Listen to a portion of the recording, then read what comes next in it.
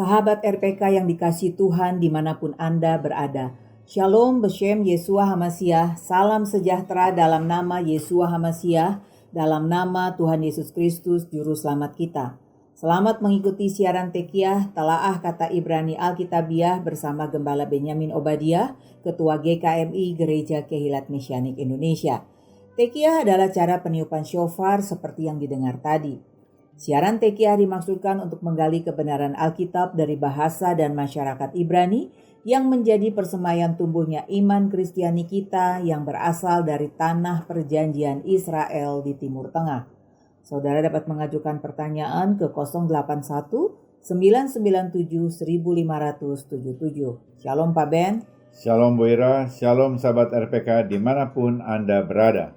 Hari ini kita akan membahas kata Ibrani Rosh Hashanah yang artinya kepala tahun. Dalam bahasa Ibrani dieja Resh, Alef, Shin, dibaca Rosh artinya kepala. He, Shin, Nun, He, dibaca Hashanah artinya tahun. Rosh Hashanah, kepala tahun, awal tahun. Rosh Hashanah, permulaan tahun, tahun baru. Imamat 23 ayat 23 sampai 24. Adonai berfirman kepada Moshe, "Katakanlah kepada orang Israel begini, dalam bulan yang ketujuh pada tanggal 1 bulan itu, kamu harus mengadakan hari perhentian penuh yang diperingati dengan meniup sangkakala atau shofar, yakni hari pertemuan kudus Mikra Kodes." Yehezkiel 40 ayat 1. Dalam tahun ke-25 sesudah pembuangan kami, yaitu pada permulaan tahun Rosh Hashanah, pada tanggal 10 bulan itu, dalam tahun ke-14 sesudah kota itu ditaklukkan, pada hari itu juga kekuasaan Adonai meliputi aku. Adonai memerintahkan Mose untuk melakukan Mikra Kodes, pertemuan kudus pada tanggal 1 bulan ke-7 yaitu Tisri, dengan meniup shofar, trompet tanduk domba jantan. Dan karenanya, hari raya ini disebut Yom Teruah, hari peniupan. Suara shofar selalu kita dengar sebagai penanda siaran Tekiah. Di ayat kedua, kita membaca Nabi Yehezkiel menulis, ia diliputi kuasa Tuhan pada Rosh Hashanah, permulaan tahun. Permulaan tahun atau tahun baru Ibrani jatuh pada tanggal 1 Tisri, yang disebut Yom Teruah, hari sangkakala, dan juga disebut Rosh Hashanah, awal tahun Ibrani.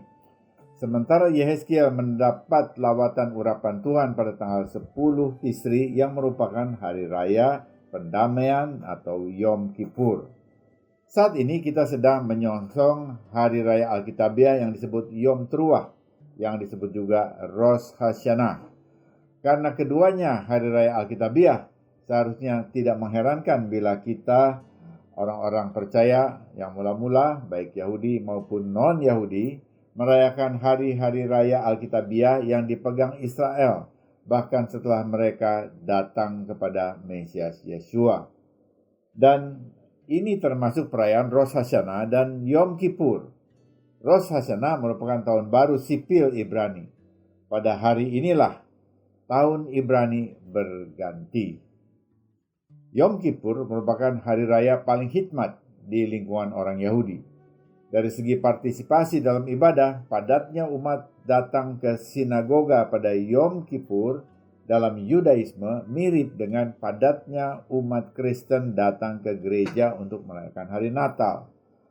Kalaupun selama setahun mereka tidak tampak di gereja, pada Natal mereka dapat nampak di gereja. Demikian pula dalam Yudaisme. Kalaupun selama setahun mereka jarang tampak di sinagoga, pada Yom Kippur mereka dapat nampak di sinagoga. Ini adalah landmark budaya dan spiritual umat beragama. Dalam sistem agama yang dilakukan dalam Judaisme, Yom Kippur dikenal keunikannya sebagai hari pendamaian. Manusia berdamai dengan Tuhan dengan merendahkan diri mereka sesuai yang diperintahkan dengan cara berpuasa.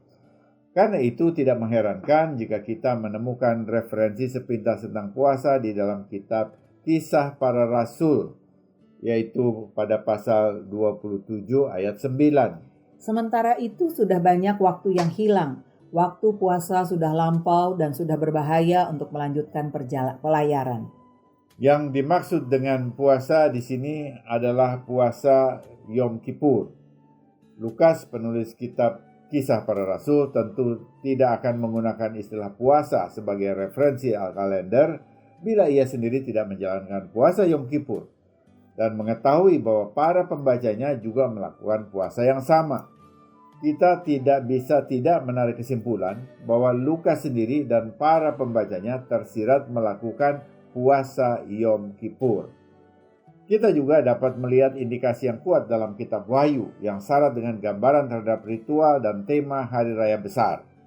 Gambaran apokaliptik dalam kitab Wahyu seperti hari penghakiman, kitab penghakiman, tiupan sangkakala, pemandangan bait suci dan sebagainya dipinjam langsung dari perayaan Alkitabiah Rosh Hashanah dan Yom Kippur. Yohanes menyampaikan kitab Wahyu kepada 7 komunitas di Asia Kecil, Turki sekarang, dan sebagian besar terdiri dari orang bukan Yahudi.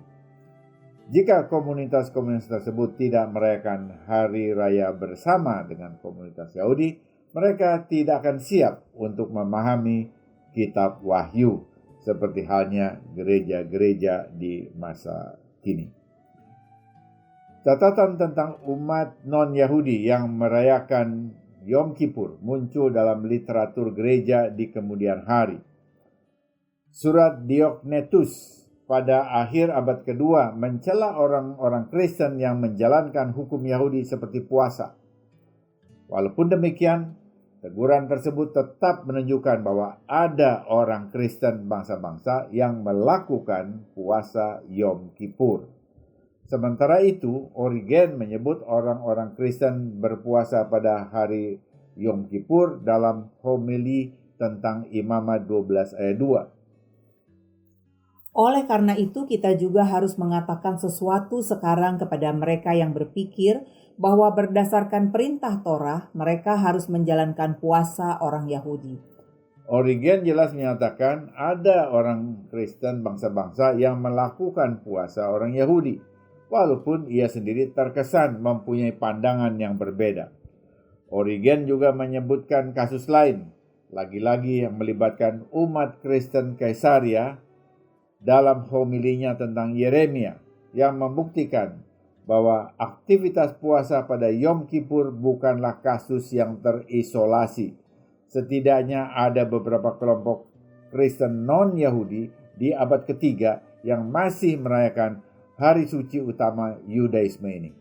Bahkan sampai pada akhir abad 4, kecenderungan berpuasa pada hari Yom Kippur masih ada dalam masyarakat Kristen. Hal ini mengundang John Chrysostom berbicara mencela mereka yang bergabung dengan orang-orang Yahudi dalam merayakan hari raya dan menjalankan puasa mereka. Mengapa para pemimpin Greko-Roman ini menunjukkan keengganan melakukan hari-hari raya Alkitabiah yang bagi mereka seakan-akan itu hanya untuk orang Yahudi saja? Ada beberapa faktor yang mempengaruhi sikap mereka. Pertama, perayaan-perayaan biblikal di lingkungan Yahudi tidak dapat lepas dari kebiasaan, bahasa, dan budaya Yahudi yang melingkupinya. Kalaupun bahasa dapat diterjemahkan, namun nuansanya tetap terasa Yehudim. Tentu saja sebagai sosok Greko-Roman, mereka tidak merasa nyaman dengan hal ini, karena mereka merasa mempunyai bahasa dan budaya yang dipandang lebih tinggi dari budaya bangsa Israel yang merupakan jajahan mereka. Kedua, walaupun mereka percaya kepada Yesus, ketika mereka mempunyai latar yang dibesarkan di dalam budaya Greko-Roman yang melekat dengan kehidupan mereka. terhadap kelekatan dengan budaya Greco-Roman, kemudian mendorong mereka melakukan proses budaya yang disebut akulturasi, yaitu menerima unsur-unsur budaya baru dengan mengolahnya ke dalam budaya sendiri, tanpa kehilangan kepribadian budaya itu sendiri. Sumber Kuncara Ningrat. Dalam hal ini, Yesus atau Yesus diterima dalam konteks budaya Greco-Roman. Yesus diterima, tetapi hari-hari raya yang bernada Yahudim ditolak dengan cara mempertahankan hari-hari raya dalam budaya Greco-Roman mereka sendiri.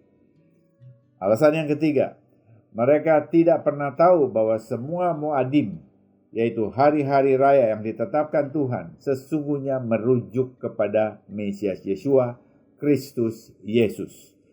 Kalau mereka tahu, tentu mereka tidak terlalu mudah untuk menyatakan keengganannya untuk mengikutinya. Tuhan telah menetapkan tanggal perjumpaan dengan umatnya. Hari-hari perayaan Alkitabiah mengeksplorasi hubungan antara Yeshua, para pengikutnya, dan perayaan-perayaan di lingkungan Yahudi. Hari-hari raya Alkitabiah dalam bahasa Ibrani disebut Moadim, yang sesungguhnya berarti waktu-waktu yang ditentukan Adonai untuk berjumpa dengan umatnya secara khusus. Dan waktu-waktu itu merujuk kepada Mesias dan rencana penebusan Adonai bagi umatnya. Bagaimana Adonai menjelaskan waktu-waktu penebusan terhadap umatnya?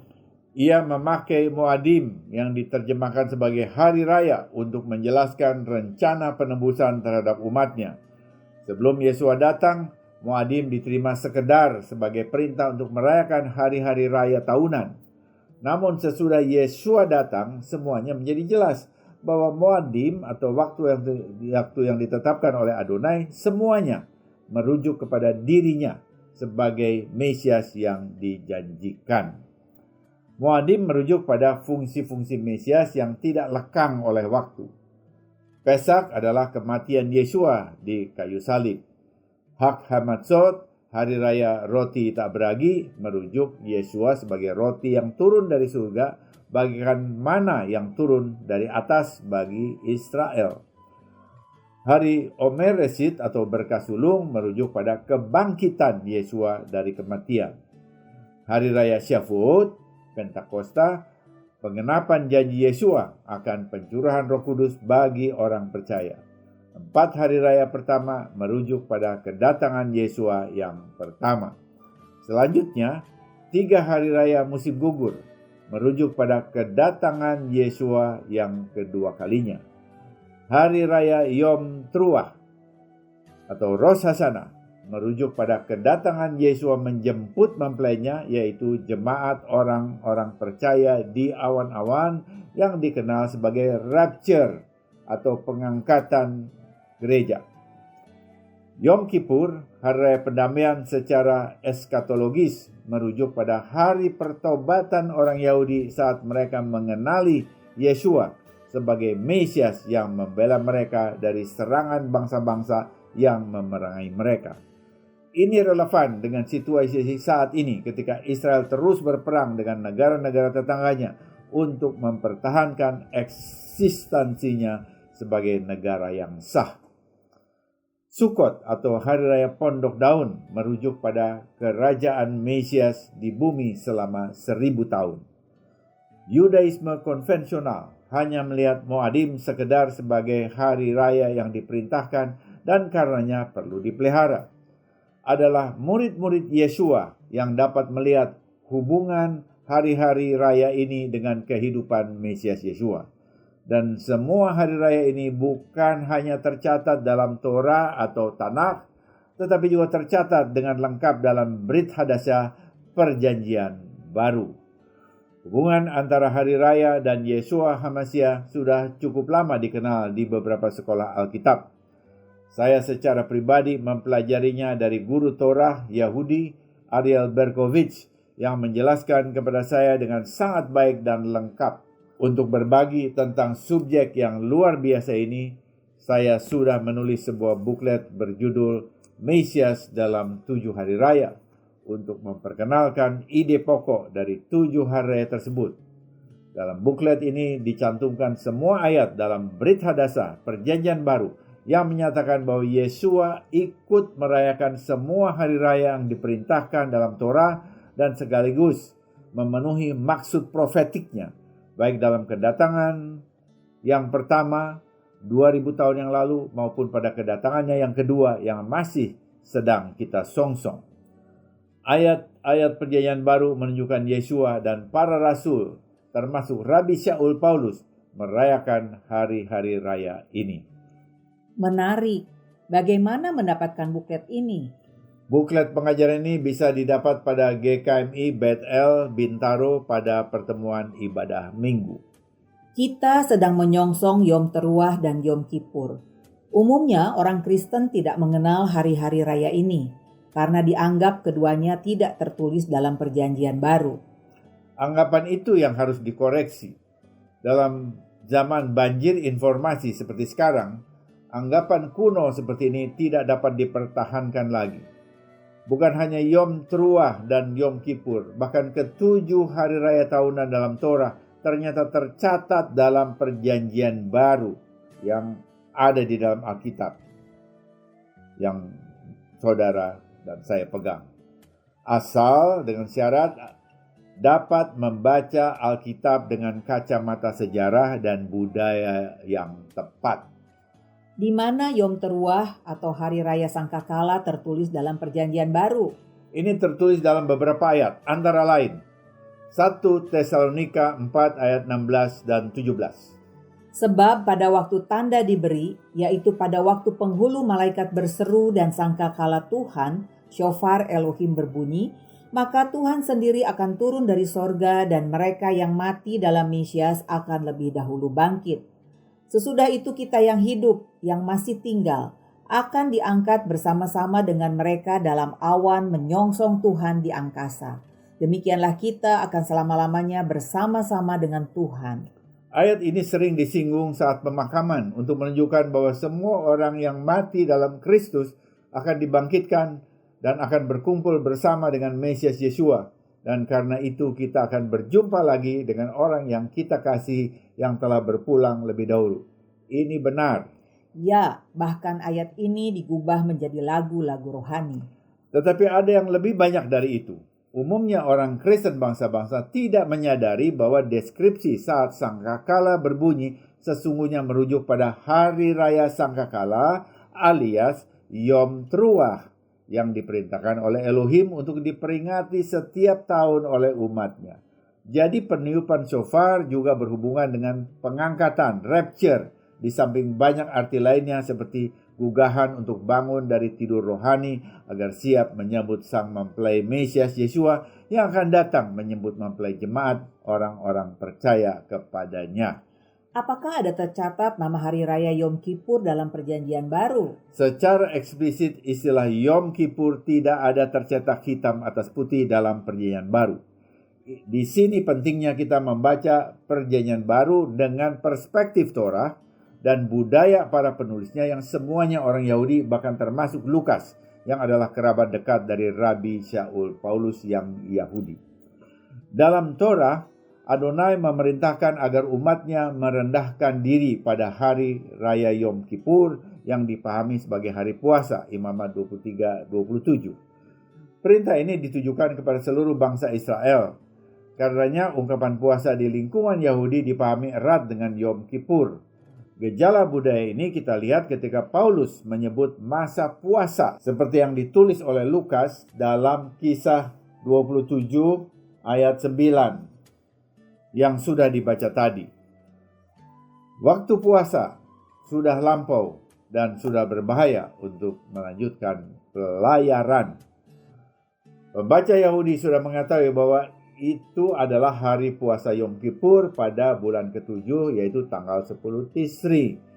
Mengapa saat itu berbahaya untuk perjalanan? Karena bulan Tisri itu merupakan akhir musim gugur menjelang musim dingin dengan perubahan cuaca ekstrim. Angin bertiup dengan keras sehingga membahayakan pelayaran. Gejala lebih lanjut terhadap fenomena puasa ini dapat ditemukan dalam praktik puasa bulan ke-7 di gereja abad pertengahan. Puasa ini merupakan bagian dari hari Ember yang merupakan salah satu hari paling khusyuk dalam tahun liturgi gereja Katolik Roma. Para ahli melihat puasa ini sebagai bentuk akulturasi dan kristenisasi Yom Kippur. Dengan kata lain, karena banyak orang Kristen non-Yahudi yang merayakan Yom Kippur, ketika gereja mulai memisahkan diri dari Judaisme, agama Katolik Roma perlahan-lahan mengubahnya menjadi puasa Kristen juga di dalam bulan Yom Kippur, yaitu September. Hal ini mirip dengan transformasi Pesak menjadi Easter. Paus Leo Agung abad 5 menulis, "Kami memproklamirkan puasa suci bulan ke-7, saudara-saudara terkasih, untuk melaksanakan ibadah bersama dengan penuh percaya diri mendorong Anda dengan nasihat kebapaan untuk menjadikan kalian umat Kristen melalui ketaatan kalian terhadap apa yang dulunya adalah Yahudi." Sermon 90 ayat 1. Dalam hal ini, sekali lagi kita melihat bahwa banyak orang percaya non-Yahudi merayakan Yom Kippur. Sedemikian rupa sehingga hal ini tetap dipertahankan bahkan setelah mulai terjadi perpisahan antara Yudaisme dan Kristen. Di samping puasa pada Yom Kippur, hal apa lagi yang dilakukan sehubungan Rosh Hashanah dan Yom Kippur? Di antara Rosh Hashanah 1 Tisri sampai Yom Kippur 10 Tisri, orang Yahudi biasa mengucapkan doa selikot, mohon pengampunan dari Tuhan. Kaum Sephardim mengucapkan doa selikot selama 40 hari antara hari pertama bulan Elul dan Yom Kippur pada tanggal 10 Tisri.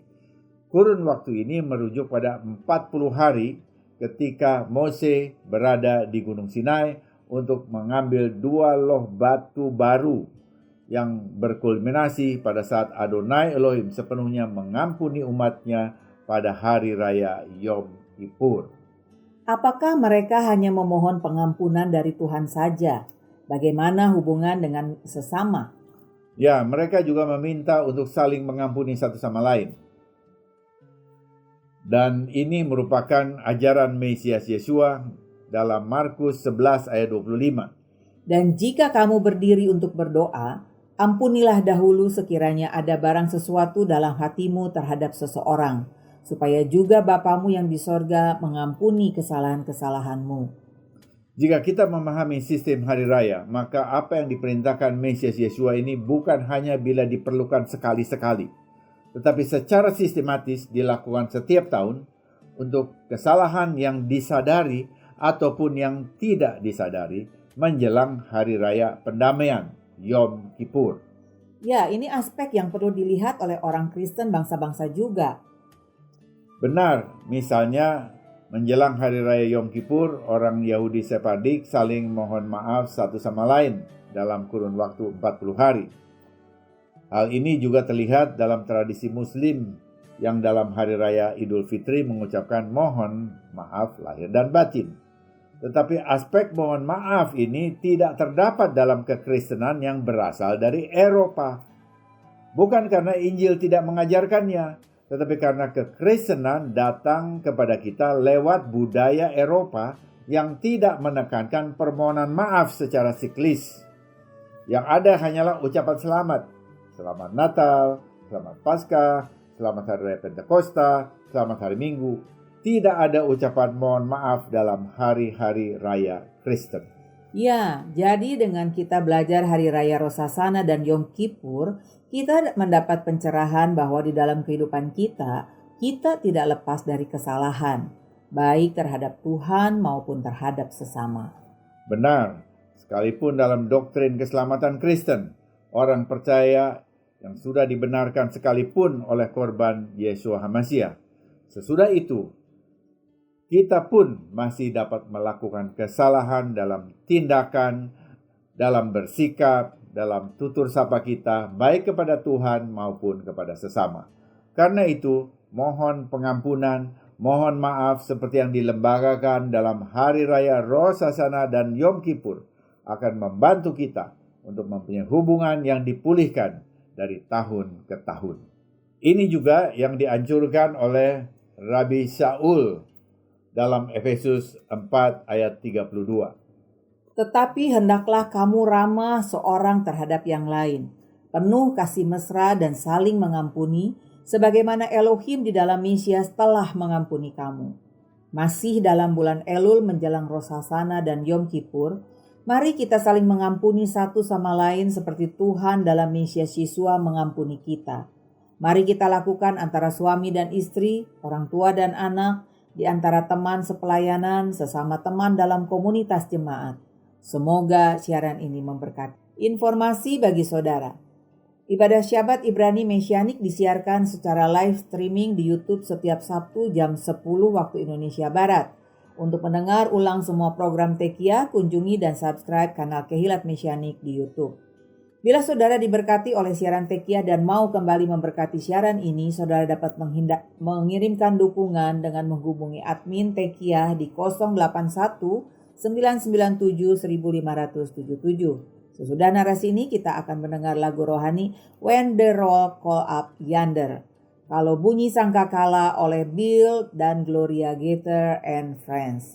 Kalau bunyi sangkakala aku ada. Amin. Kita akan berkumpul bersama dengan Yesua. Amin.